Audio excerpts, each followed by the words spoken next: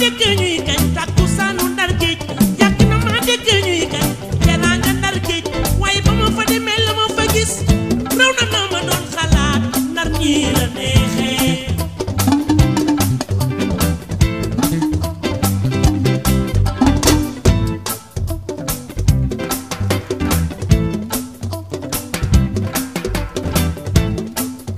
xale Ndar lu mu tuuti tuuti xamee na kilifaam doomu Ndar lu mu tuuti tuuti xam na lu ñuy julee doomu Ndar lu mu tuuti tuuti xam na luy teraanga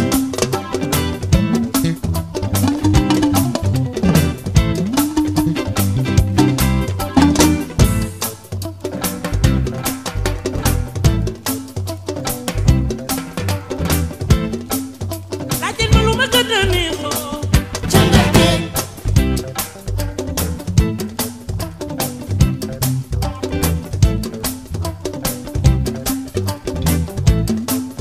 laajte ma lu ma gën a neexoo ca Ndar géej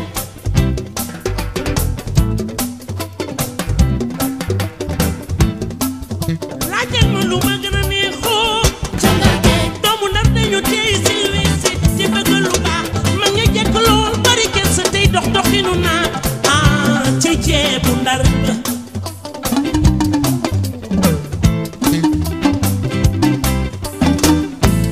Dramé nar bu mag bi Madi sama gaañaa ngi sama gaañaa ngi billahi je vous l'avais dit laajte ma lu ma gën a neexoo ca Ndar géej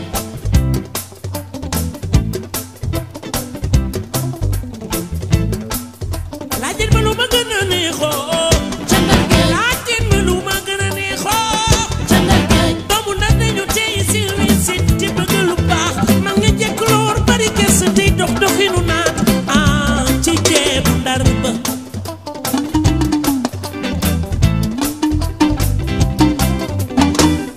sama maama buy li ma waxoon gis naa ko sama maama buy dara dëkku teraanga sama maama buy dara dëkku teraanga sama maama buy dara dëkku teraanga sama maama buy li ma waxoon gis naa ko sama maama buy dara dëkku teraanga sama maama buy li ma waxoon gis naa ko sama maama buy dara dëkku teraanga te ci yàgg na loolu mooy teraanga Ndar mas naa dem takkusaanu Ndar loolu mooy teraanga Ndar asab jàmm na rang naa raw barang bi jeex sama xol bi naa taal muy bés ba léegi Ndar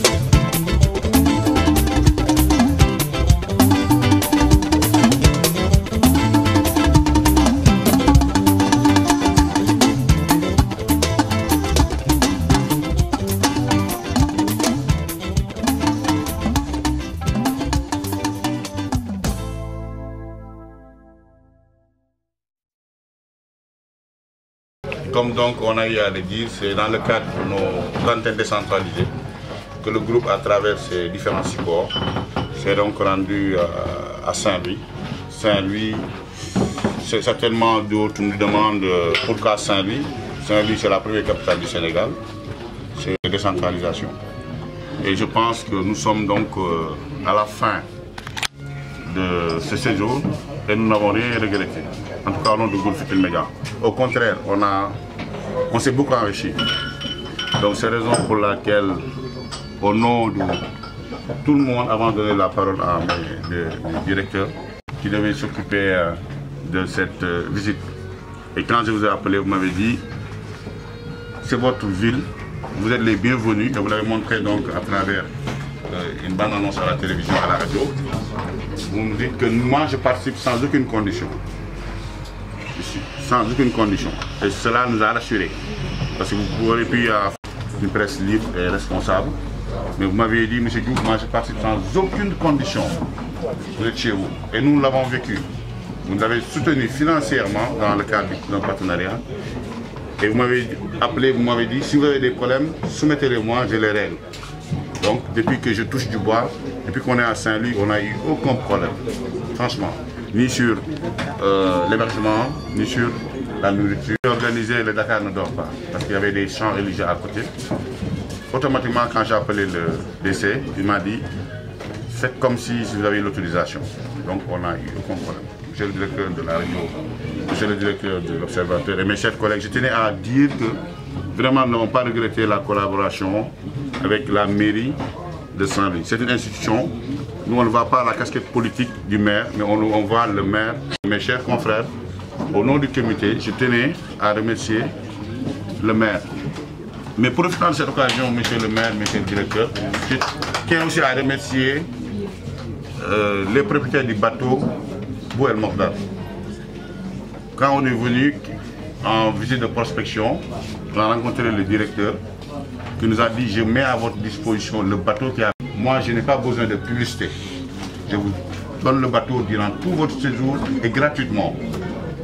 Donc c'est comme ça, nous on s'est dit, ok, c'est gratuit, mais nous aussi on a une institution. Il faut qu'on fasse quelque chose pour le bateau. Depuis qu'on est là, tous les jours, les gens quittent leur chambre d'hôtel pour venir prendre le petit déjeuner ici. Vous voyez tout ça, autre chose que le manger, c'est le bateau. Et ça, c'est mademoiselle Adama Diop. Je tenais vraiment à qu'on applaudisse.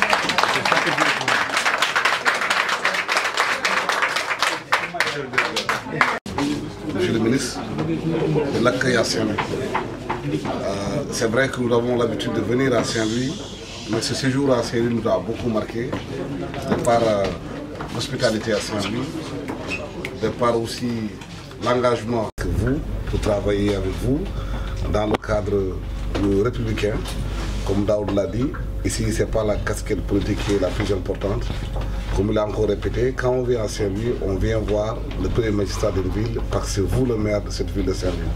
Nous tenons à vous remercier, à remercier votre famille et vos collaborateurs pour l'apport et la mairie de Saint-Louis. Nous espérons que notre partenariat va se poursuivre avec le groupe Futurs Médias. Nous vous remercions infiniment, vous et votre famille. Merci.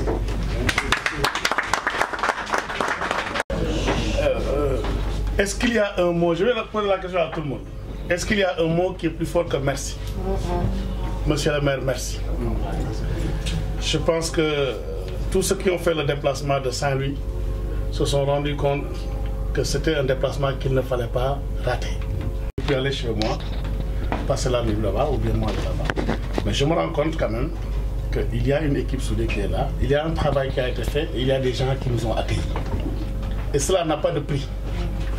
Parce que quand quelqu'un ouvre son cœur, je pense qu'il vous a tout donné. Monsieur le maire, merci encore, mais ce n'est pas la dernière fois que Futurs Médias viendra à Saint-Louis.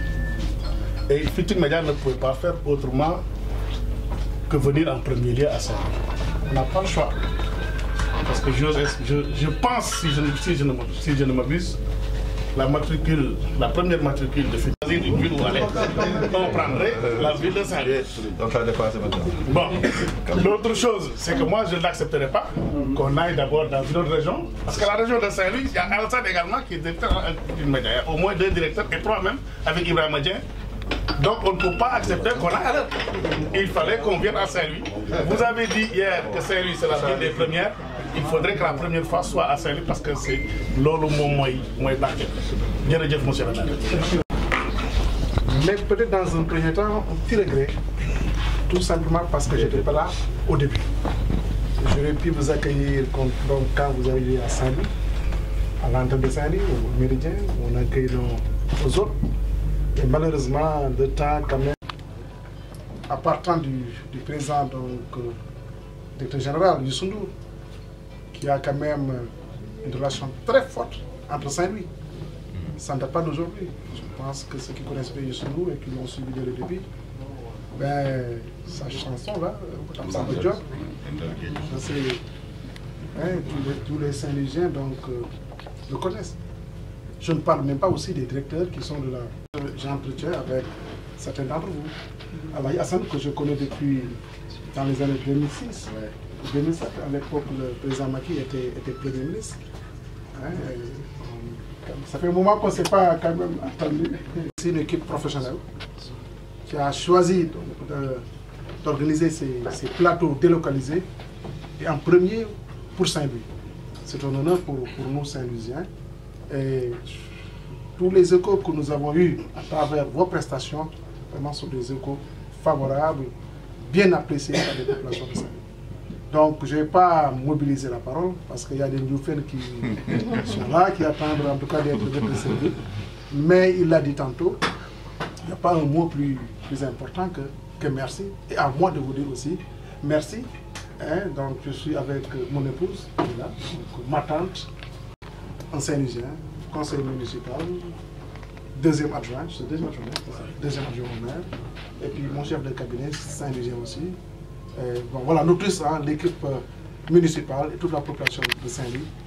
Tout le monde dit merci à tout le monde. Voilà, merci.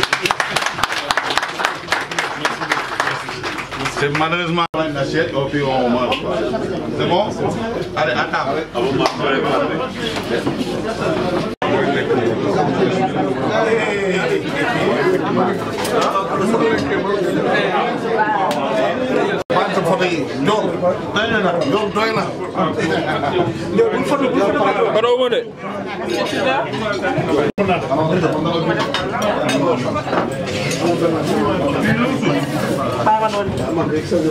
Ça va bien.